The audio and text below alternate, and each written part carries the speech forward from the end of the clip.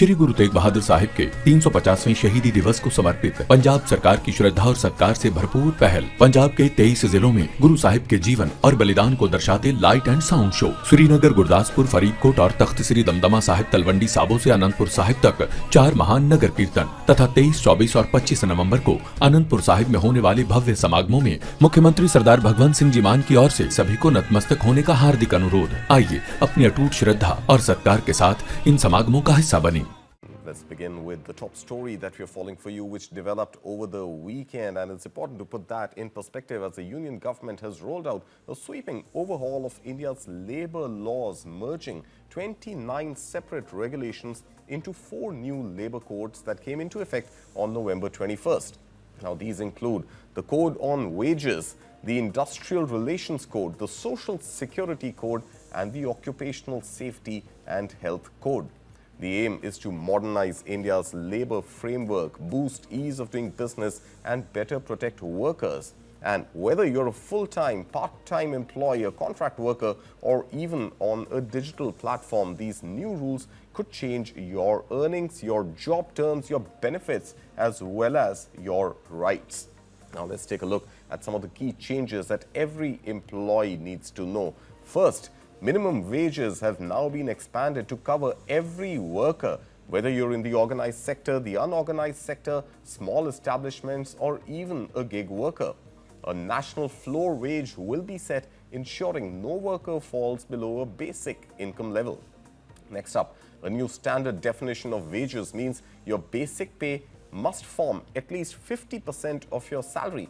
This may slightly reduce your take-home pay owing to taxes, but it boosts contribution to the Provident Fund as well as gratuity, strengthening long-term financial security. Now, gig as well as platform workers are also now part of India's social security net for the first time ever. Companies like delivery platforms and ride-hailing apps will contribute to a dedicated fund that provides insurance and other protections to gig workers. Fixed-term employees now get gratuity after just 1 year instead of 5 years earlier, making it easier for short-term workers to receive this financial benefit. Now, every new worker must receive a formal appointment letter, even in informal and gig setups, giving documented proof of wages, duties, and entitlements. And if an employee works overtime, he must be compensated or paid at least double the normal wage rate. Leave benefits are also easier to access now. Employees now qualify for annual paid leave after 180 days instead of 240 days earlier.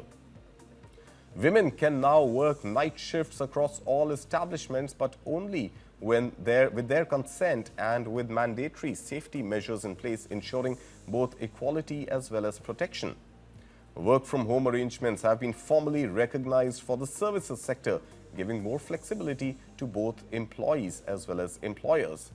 Now, employees above the age of 40 are entitled to free annual health checkups, promoting preventive care and early detection. Wage payments must also be made on time within 7 days for monthly wage earners and within 2 working days in case of resignation or termination. Importantly, accidents while commuting to and from work will now be treated as employment-related, making workers eligible for compensation. Now remember, together these reforms aim to modernize India's workforce, bring clarity and fairness to employment, and give workers stronger protection in the evolving economic landscape.